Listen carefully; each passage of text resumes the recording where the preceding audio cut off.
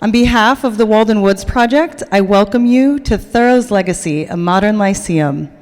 This will be the second conversation in what we hope will become an annual series.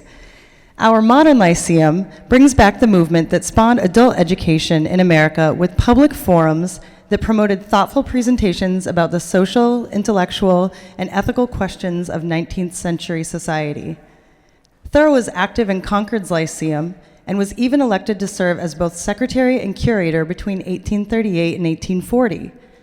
Moreover, the Lyceum became both an important platform for Thoreau to share his work as well as an instrument for his learning from others. We are taking some liberty with our modern Lyceum, as the original Lyceums were more presentation and less discussion. But the history of the Lyceum movement, nonetheless, is particularly relevant to tonight's conversation as we think about who delivers education in both the public and private sectors, who participates in and has access to education, and how education is delivered. In our modern Lyceum, we explore current-day topics through the perspectives of Thoreau and his contemporaries, as we know their writings and philosophies still offer genuine wisdom that can be applied to the issues of today. I'm Whitney Rotalick, the Director of Education at the Walden Woods Project, which works to preserve the land, literature, and legacy of Henry David Thoreau. The Walden Woods Project was started 25 years ago by recording artist Don Henley to protect a specific parcel of land in Walden Woods that was threatened to be developed into a large office park. Don had been hugely impacted by Thoreau's ideas and writings in his youth and thought, if the Walden Woods, which inspired such great work as Thoreau produced, is not sacred from the threat of development, then what is? The Walden Woods Project successfully protected that parcel and has since conserved another dozen areas in Walden Woods. The Walden Woods Project now also maintains the Thoreau Institute Library, which houses the world's most extensive collection of Thoreau-related artifacts and offers a wide range of educational resources and programming to students, educators, researchers, and the general public. Thank you so much for joining us tonight. Whether your interest is in 19th century history, current day educational policy, or the intersection of the two, we are glad you're here. We're grateful to Old South Meeting House for hosting us and are so pleased that this event was accepted as part of their Partners in Public Dialogue program. Since its beginning, Old South Meeting House has been host to meetings, public dialogues, and protests that serve to educate and inspire. When threatened to be demolished in the 1870s, at least two of the people who will probably be mentioned tonight, Ralph Waldo Emerson and Louisa May Alcott, were part of the successful campaign to save this place, saving a special place, not unlike the impetus for the Walden Woods Project. We are honored to have Dr. Lawrence Buell and Professor Megan Marshall, both so highly esteemed, joining our very own Jeffrey S. Kramer on tonight's panel. And I am delighted that Dr. John Cusick will be moderating tonight's conversation. Dr. Cusick is a professor of English at Bridgewater State University, where he is also the assistant coordinator of the Center for Sustainability. His research in American literature focuses on how people have used writing to reshape their own environments, both natural and social, particularly across cultural lines. He recently became the editor of the Concord Saunterer, a journal of Thoreau studies, a peer-reviewed journal published annually by the Thoreau Society. In 2014, Dr. Cusick, along with other scholars, environmentalists, journalists, and members of the Penobscot tribe, retraced Thoreau's path through the Maine woods, starting at Moosehead Lake and ending at Indian Island, the center of the reservation. I will now pass it over to John, who will introduce our panelists and get the conversation started. Thank you.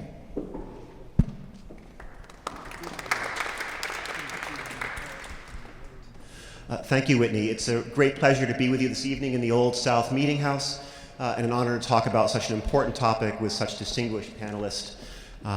Dr. Lawrence Buell is currently the Powell M. Cabot Research Professor of American Literature at Harvard, as well as a chair of the Visiting Scholars Program within Harvard's American Academy of Arts and Sciences. He served as Dean of Undergraduate Education at Harvard from 1992 to 1996, and was one of the first Loeb College professors, a limited term special chair for distinction in undergraduate teaching.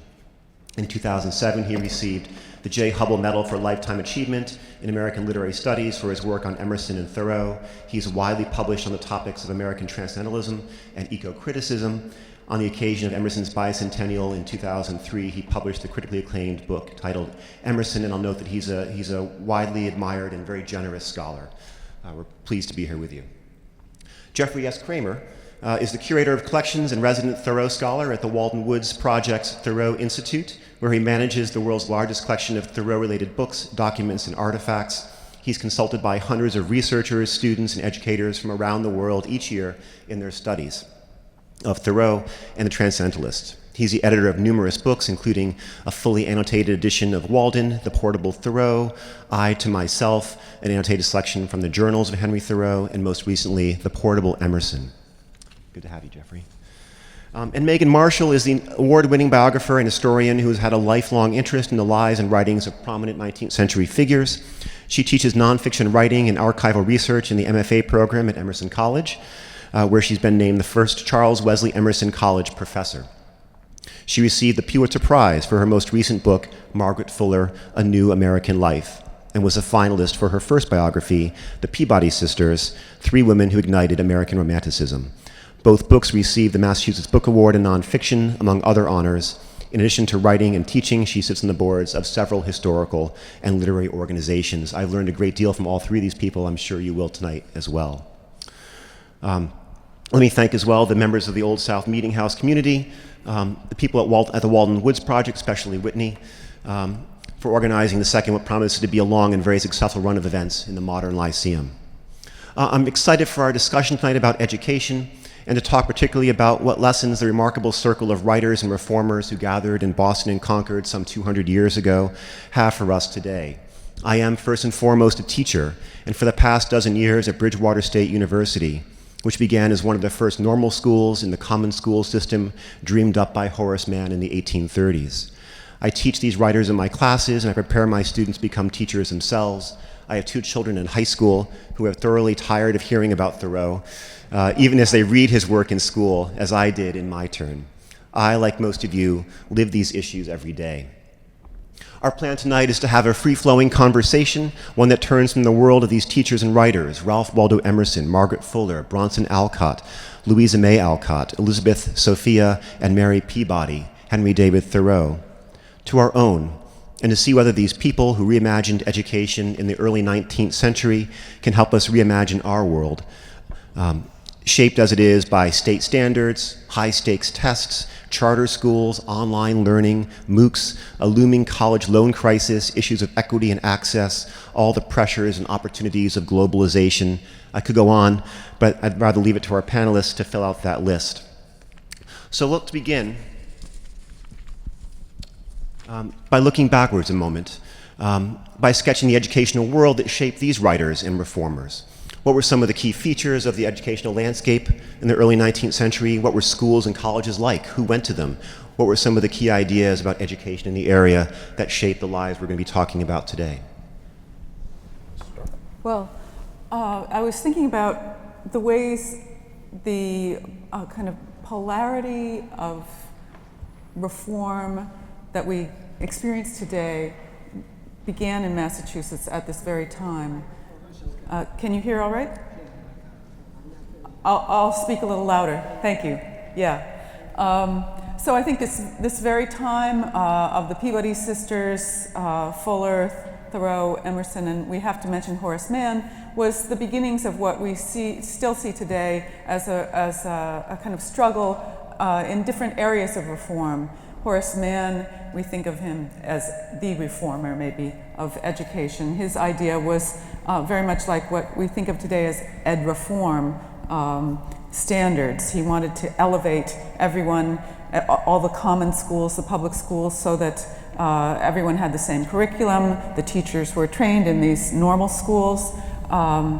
And that was reform. Yet there was a whole other vector of reform that's represented, I think, by Alcott, Thoreau, Fuller, the Peabodys, which was much more towards drawing out the individual's talents, the individual's genius. And what's fascinating, I find, about this time is that it wasn't really clear which way it would go at that moment. And you have Elizabeth Peabody proposing to Horace Mann that he hire Nathaniel Hawthorne to write stories that will go in these textbooks that every student in Massachusetts is going to have to read. But then you find that Horace Mann says, no, not Nathaniel Hawthorne, not someone who writes stories like those. The Wedding Knell, how are we going to have that? So it was a time of great hope, and a lot was accomplished, but it also kind of laid the groundwork for the kind of divisions that we still have today. Are we going to have progressive education, now we would call it, where the individual is valued, or are we going to have standards and testing and accountability, and which is its own kind of reform. We still call that ed reform. Just to try to piggyback onto that and say something in the process about the upper echelons of education, then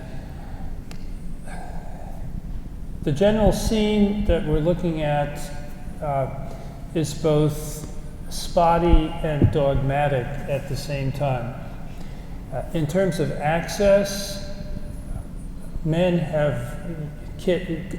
boys have much better access to what passed as good education than women did. Some of the group of authors that we're talking about now were key players in trying to redress that, and that's one of the important senses in which it can be said that the time we're talking about, the group of people that we'll be talking about, this is the cutting edge of progressive education in certainly New England and arguably the entire United States. But to get back to the ground condition of things, 5% of male youth in the U.S. Received a college degree in the first half of the 20th century, including both Emerson and Thoreau.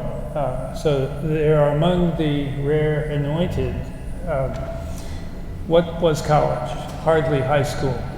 Harvard was even something of a joke at this time compared to European standards, which was the place that serious young wannabe intellectuals studied.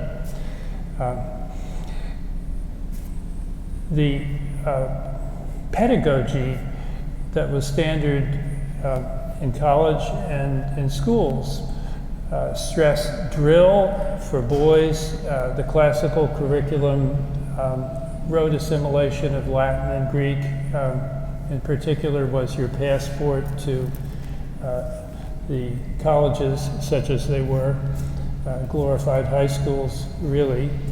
And a second important initiative of a number of our cast of characters was a more student-centered kind of pedagogy, and in some cases with an experiential dimension to it. Thoreau and his older brother, who began after college, the brother didn't go to college, but they began as youths teaching a progressive school in Concord, Massachusetts, their hometown. They did field trips, that kind of thing, that just wasn't part of business as usual in the schoolroom of that time. If you want a hilarious, readable, short narrative checkpoint on how schooling on the average was done at this time, we're talking the 1830s and 1840s, there's a book called The District School as It Was by a Harvard classmate of Emerson's named Warren Burton. It's hilarious, even today. I mean, of course, the language is a little archaic and stuff, but good narrative, good anecdotes. I recommend it heartily, but not as describing any kind of model that we would want to follow today. On the contrary. So I've said enough. And I think of Thoreau, for many people who know Thoreau as the person who spent his time at Walden Pond or spent a night in jail, we don't tend to think of him as an educator, but he was a teacher. And he was sort of at the crossroads, so he was influenced by some of the people we're going to talk about tonight, as in Alcott and Emerson and others. And when he had his own school, he was trying to figure out how to do things, and he, as Larry pointed out, more experiential and things like that. Thoreau believed that the relationship between a teacher and a student should be give and take. It should go both directions. So not that the teacher would be standing there spouting things and the student having to memorize them, but really to have a dialogue and to keep things open. And that was really important to Thoreau. But the school that he and his brother John had, in many ways, was somewhat standard. They actually opened the day with prayers, and then either Henry or John would give a short talk to the students about various topics, when they would then go into more of a classroom structure, and John would teach a couple of subjects and Henry really taught most of them. But they did, and we'll probably talk about this more a little bit later, get outside and learn to really understand how things happen. So there was much less happening from books and from memorization. I wonder if we can get a sense of how radical the idea of respecting the child was. I'm thinking we're sitting in one of the icons of Puritan New England here. What was the Puritan sensibility of education and children, particularly that these writers were in some ways pushing against? Well, from the Puritan standpoint, the object of education was a homunculus in waiting, and not a small figure of respect entitled to his or her own Independence Day. So it was tutelage and not what we would call today child-centrism. I think Megan should speak further about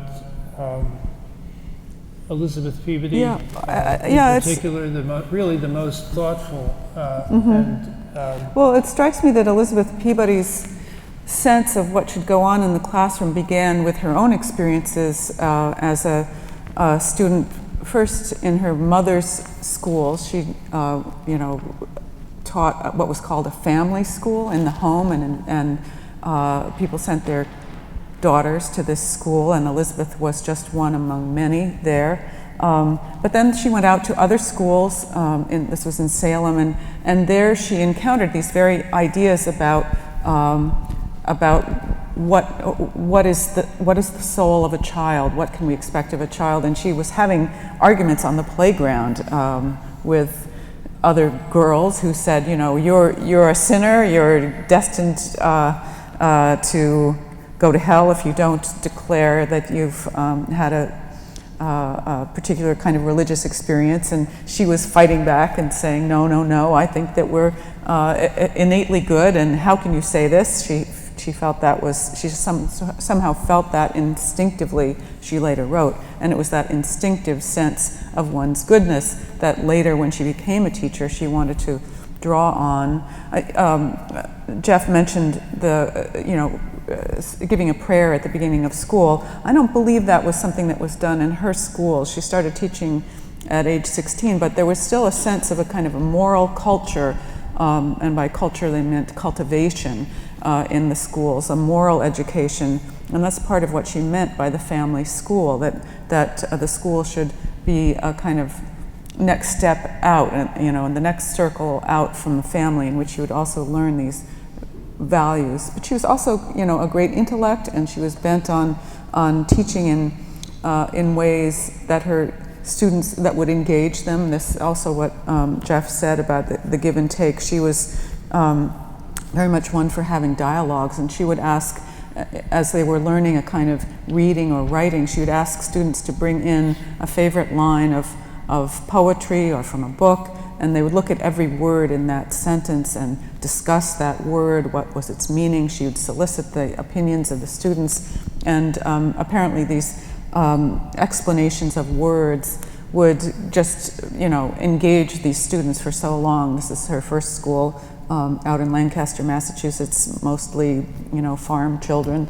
They would, forget it was lunchtime and just be discussing these words. So maybe you had to be there, but you were lucky if you were there.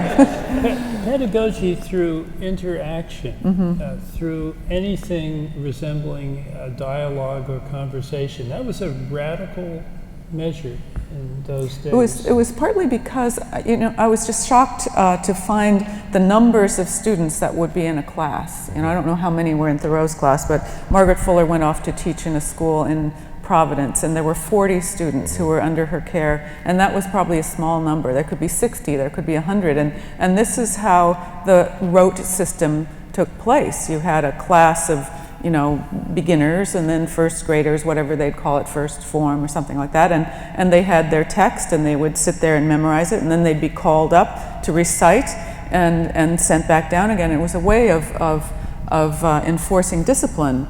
And there's another term, and I'll end pretty soon, I've been hogging the mic, but when you start reading the documents of the time, you learn this language. What was it? Horace Mann was very upset about emulation. What was emulation? Emulation was competition. And, having, so that if one person was doing the best on their test, and, they got 100 or whatever it was, we think of it as 100, everybody wanted to emulate that person. And he felt that competition was destructive in the classroom, and that this whole system of the rote recitation and the, trying to best somebody else, and often the class would sit so that the best person was sitting here, and it would go down through the ranks, and you might get demoted if you were the last one, or you might get your hand wrapped, which was a whole other issue we could get into. Corporal punishment. Horace Mann's real cause was that, one of them.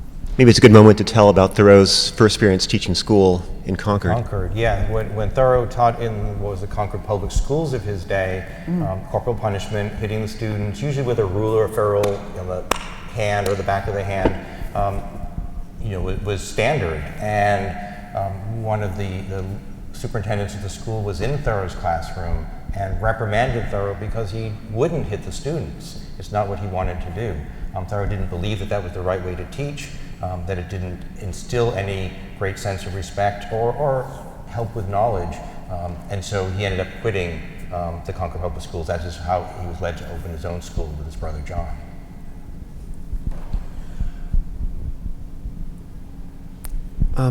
I feel we should mention Bronson Alcott's discipline method. Sure. At this moment. I love that story. Yeah. It's a great story. Yeah, he had the most progressive school, and there were sandboxes and water play and that sort of thing, and all this dialogue.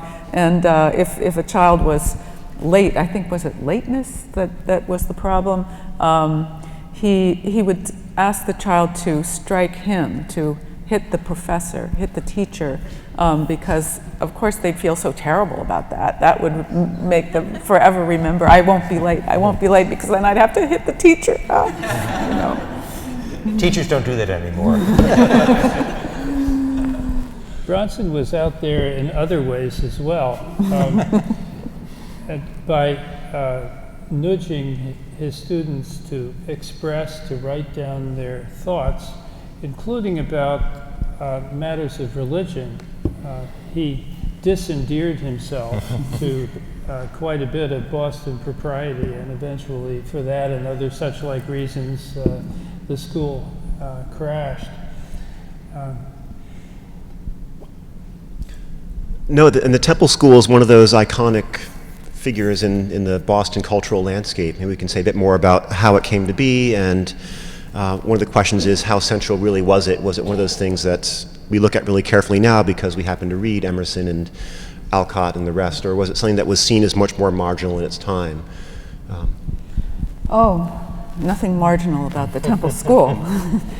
Although its building is gone. It was the Masonic Temple just down the street here.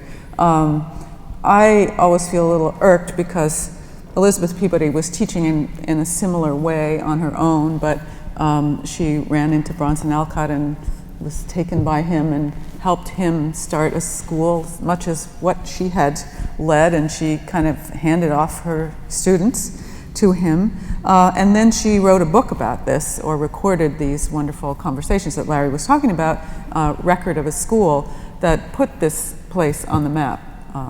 And one of the features of the school was there was students sat in a circle, and so they could all see the teacher and interact. Bronson Alcott led these discussions, kind of moral philosophy. Then Elizabeth Peabody taught the subjects, math and writing and that sort of thing. But in the back was a couch for visitors, because they were very much on display, very much aware of being on display. Emerson came and his fiancée, Lydia, and I don't think they were yet married, but I think they came together.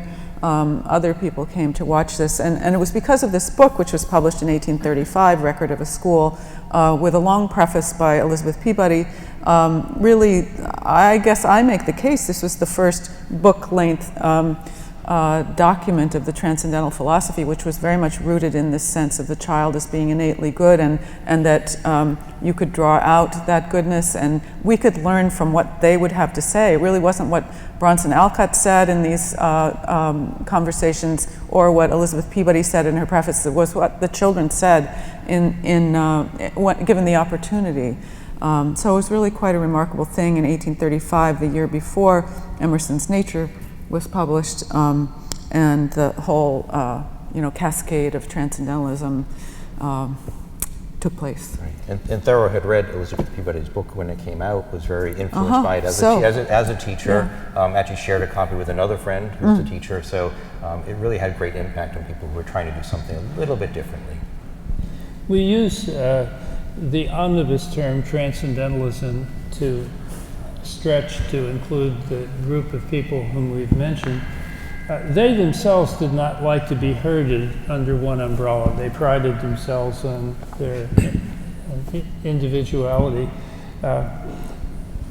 Ultimately, the scholar must go figure whether this was the narcissism of small differences or how to parse that. But there certainly were divergences in the nature of the commitments and at times the tactics that the different figures used, and certainly in the age levels to which they felt themselves primarily committed.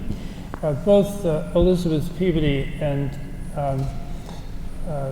Bronson Alcott, not to mention Horace Mann, had for most of their lives a special commitment to young people, to school children. Ultimately, Thoreau and all his life pretty much, Emerson, were more invested in progressive adult education. Margaret Fuller's career cross-cuttingly. We haven't yet got to the Lyceum as an institution or forms of experimental adult education, but we will, and that'll help flesh out what I'm saying about the diversity of the scene. Just one more thing about the significance of Record of a School. It was an important first, so historically, and it still stands as a point of reference for those who want to understand the stages of unfolding of progressive education. It also was an institution with a small clientele, but a choice clientele in the sense that the parents of the students were significant folk in Boston, persons of influence. Then the flip side is that it was a quashed experiment. It lasted for a limited length of time, and so if we were asking the average inhabitant of Boston in 1860 what recall knowledge he or she had of that book or that experiment, chances are you'd get a duh. But I think, like as with the Dial, which had 300 subscribers or so, but you know, it was passed along, it was excerpted, it was a forum for Emerson, Thoreau, and Fuller, and many others. I don't know. Would the Dial have been forgotten by 1860? Maybe not quite It was on so its much. way. But your point is well taken. Yeah. That something that's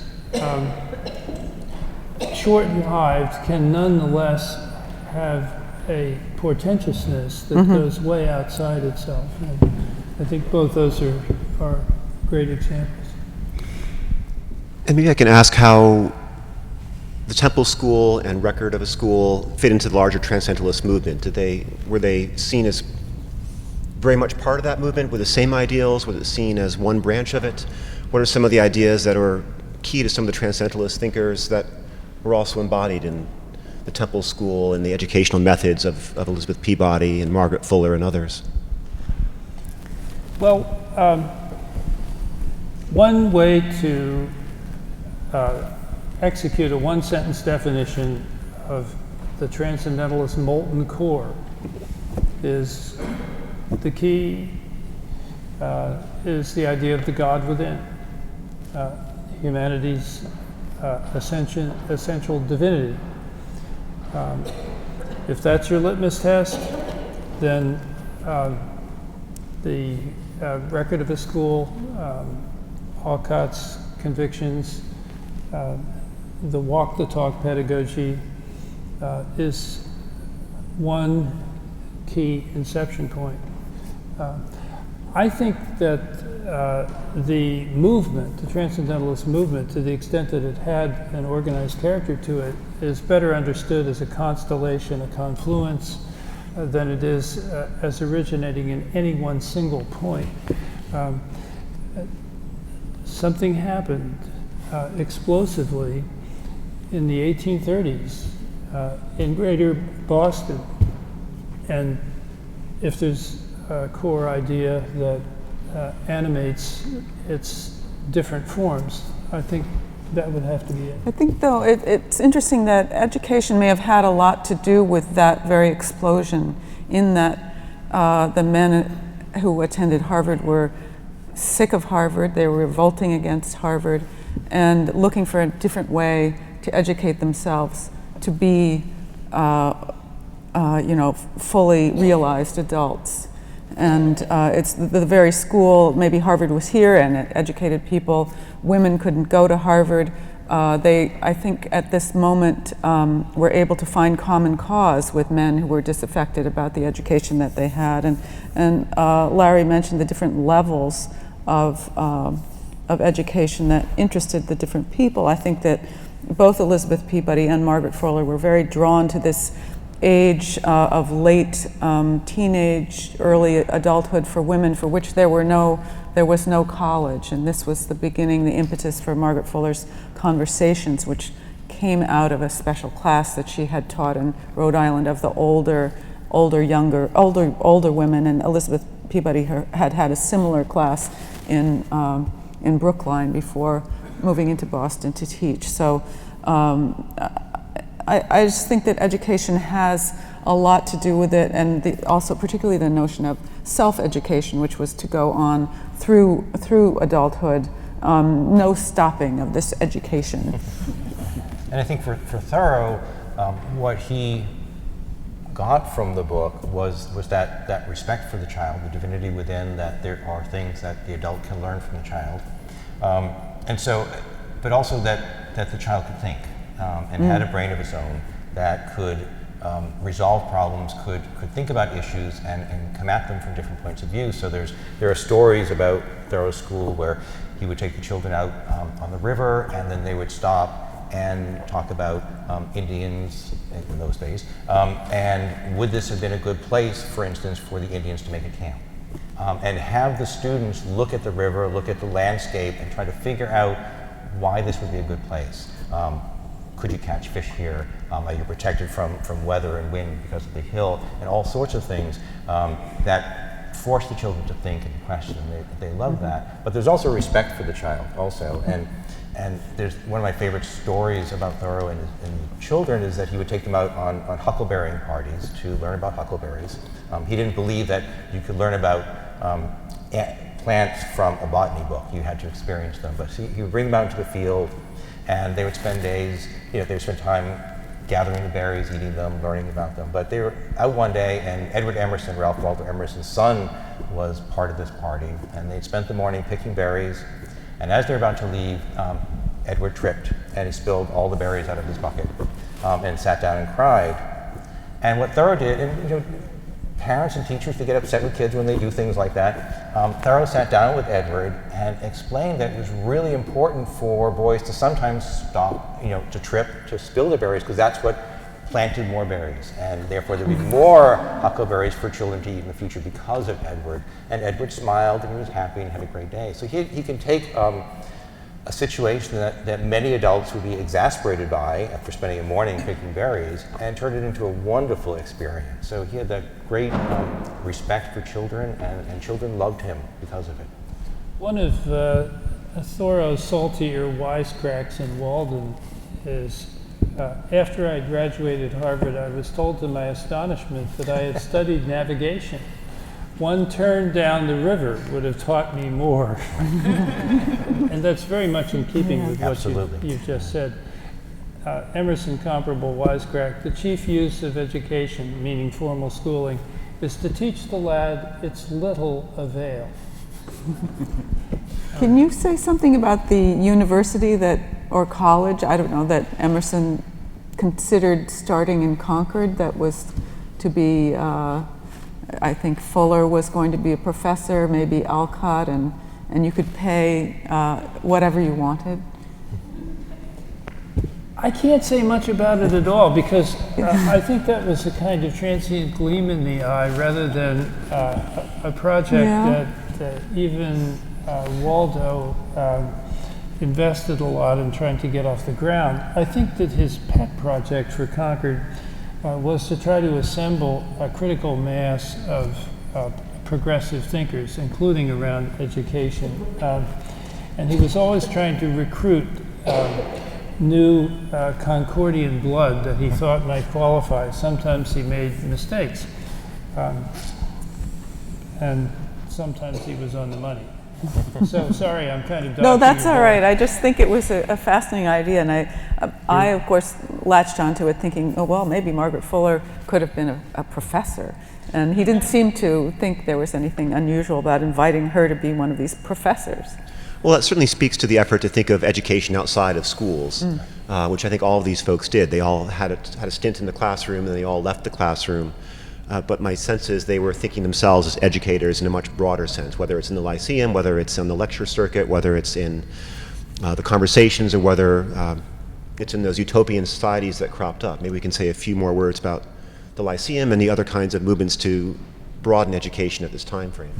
The Lyceum was, in its time, quite an extraordinary phenomenon. We're talking the middle two quarters of the 1800s, about 1825 to 1875, around in there. It flourished in the northern states, chiefly the region westward from New England that might be called the New England diaspora, including Trans-Mississippi, Iowa, and Minnesota, ultimately. And it was a combination of oratory, educational TV, more contemporary analog, debates, slideshows, and on the low end, other sorts of quasi-circus-like amusements, but the Transcendentalists didn't partake in that. Both Emerson and Thoreau participated vigorously.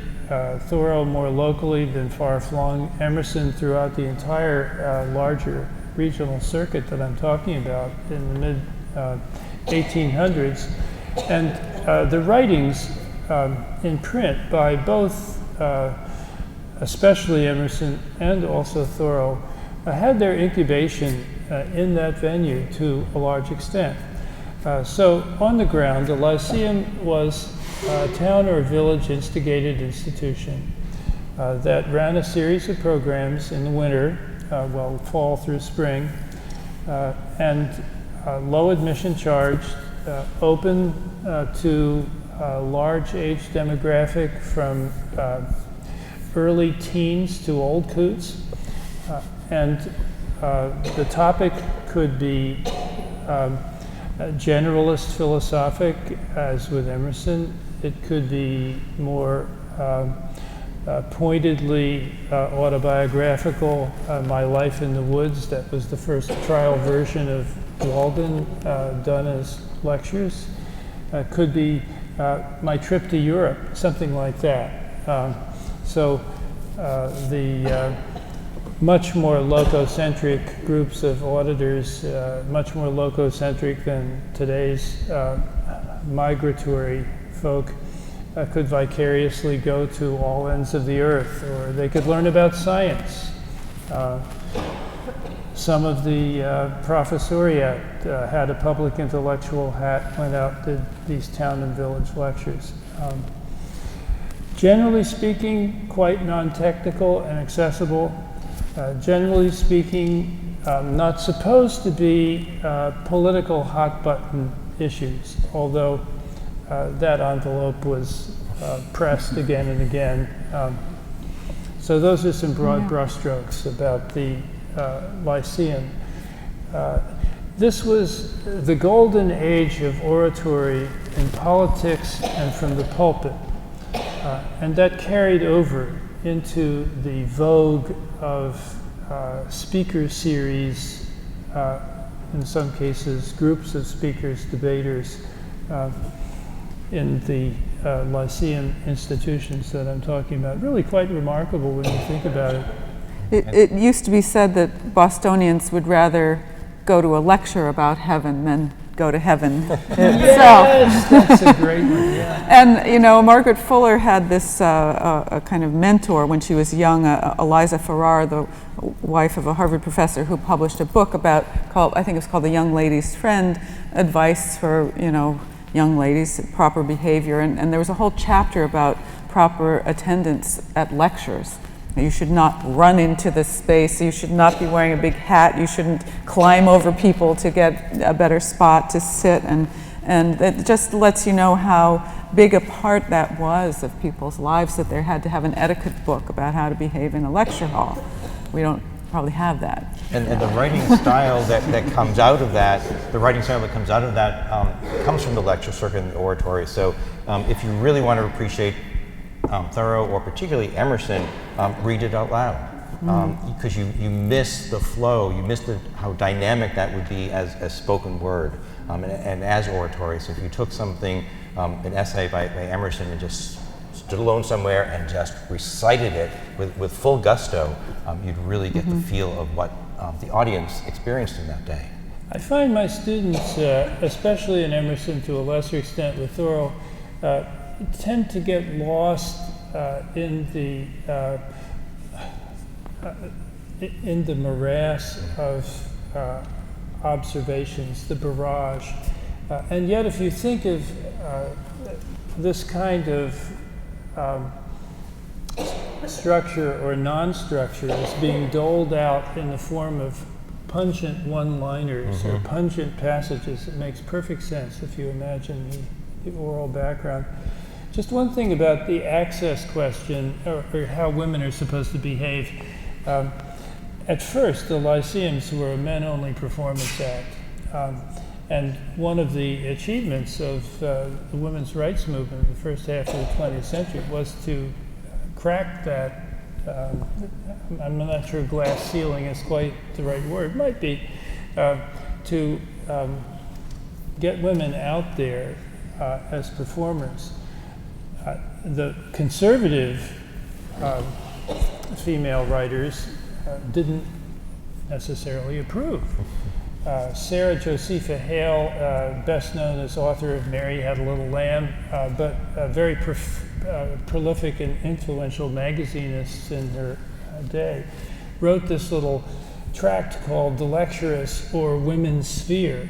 in which limit bumping female lecturer goes literally insane as a result of overexertion, and that's a cautionary tale as to what women should not do. But worth citing today, not just as a curiosity, but as a kind of mark to help understand better the kind of achievement that a genuinely public female intellectual like Margaret Fuller accomplished, what she had to contend against. But I think, it's important to think about how the notions of, or more than notions, ideas of transcendentalism helped foster this sense in women of a desire to fulfill themselves. And I think it's not helpful to see the men and the women in opposition, even though they did sometimes feel frustrated. And I was struck by reading a transcript of one of the early conversations among women. This is the 1839 to 40 that Margaret Fuller led in Boston. Also a group of women who were prominent but not comfortable speaking in public, and that was part of Fuller's aim, was to get them to be more conversational, more speaking their mind. But they talked about, and again, this might be something they picked up from Emerson in conversation or one of his lectures, but they were interested in Emerson's notion of the tragedy of limitation. Does that phrase ring a bell with you at all? And it's something they were talking about, what the tragedy of limitation, by which I think they meant if your sphere was limited in any way, whether you be male or female. They were troubling themselves over what might happen if your son wanted to be a poet. A great Emersonism is the only sin is limitation. So, they thought, yes, I'd encourage my son to be a poet. Let me ask one more question, then we can turn things over to the audience in a moment or two. And imagine we'll turn towards what these writers have to say to our current educational climate. But I'm struck by the role education played in Brook Farm, in Fruitlands, even at the cabin at Walden Pond. Does it make sense to think of them as educational projects as well, and the role education plays in those efforts to remake society from these very different kinds of perspectives? My students are studying Brook Farm, or they've done more studying than I have, but one of the things they came back to say was, well, the one thing that really thrived there was the school. Right. And they tried to keep the Brook Farm community going because of the school, and people would send their kids there even if they weren't, resident on the farm. So that was essential. Although, again, the whole place was devoted to education, adult education, not just the children in the school. Yes. The school was the jewel in the crown for Brook Farm, and a place to send your kid for a number of families in the area who weren't themselves in any way going to go become Brook Farmers or back to the Landers. So that's got to be reckoned one of the significant success stories of Transcendentalism. Fruitlands, much smaller, much more short-lived, lacked critical mass, and had an excess of weirdos.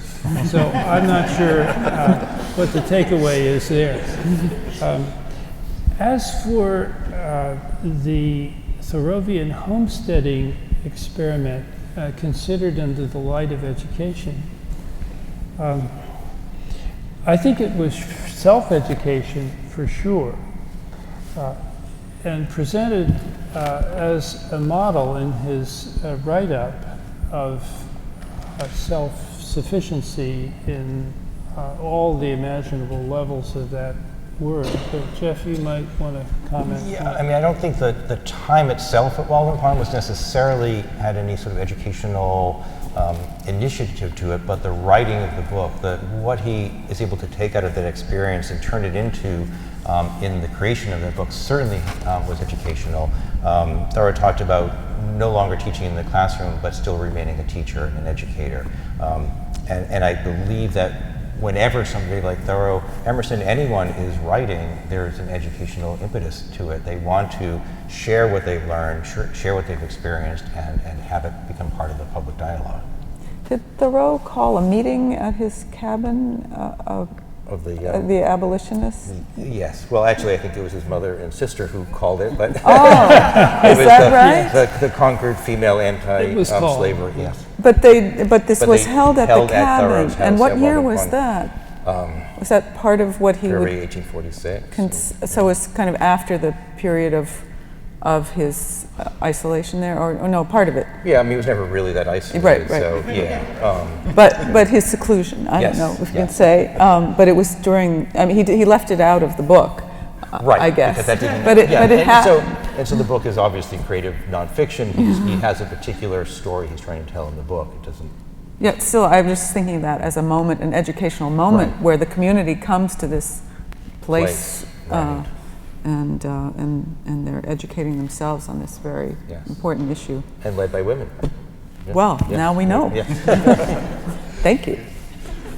Maybe I'll ask one quick question of all three of you, and then we'll turn things over to the audience in the spirit of conversation. But as you're thinking about these thinkers, these writers, these educators, what resonates in our current educational climate particularly? What lessons really pop out for you looking at our own educational climate? Good or bad? You want to start?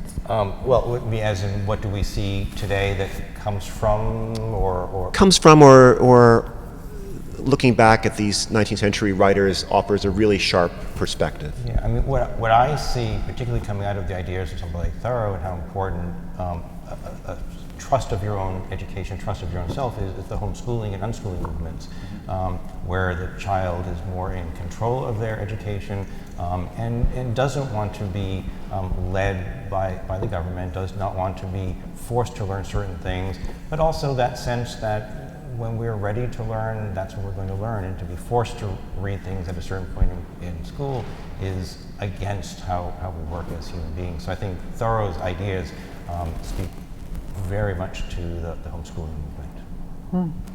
Well, I'm really struck by Elizabeth Peabody's lifelong commitment to education. There was the period of, pre and during Transcendentalism when she was founding schools in her own kind of creative way, and then she learned about the Froebel kindergartens in Germany, and after the Civil War was part of this, really nationwide and ultimately international movement to establish kindergartens throughout the world. But it sort of came from this notion that children are innately good and that they have powers within themselves to be drawn out. So kindergartens still are here today, and I would like to see that the kindergartens remain kindergartens and not places to start learning your ABCs and competing and experiencing emulation. Let's hold the kindergarten as it was. But I think the other message is how central education is to everything, to every aspect of life, and it can't just be shoved away to the ed reformers or a political football of some sort. It needs to be at the center of our conversation about what does American life mean to us? What can we give to our children so that they can grow up and continue to educate themselves and lead a more humane world? I think I'd like to give a more macro type of reflection. I hope not too gaseously macro. There's a tendency, we all know it, for anxieties about quality deficits in education to take the form of advocating a more relentless, disciplined inculcation, including oftentimes test the hell out of them at every stage and compare the results to Korea and Finland. And against the excesses of that, the transcendentalist visions, and I say plural because there are several actors that we've been talking about, are a counterforce.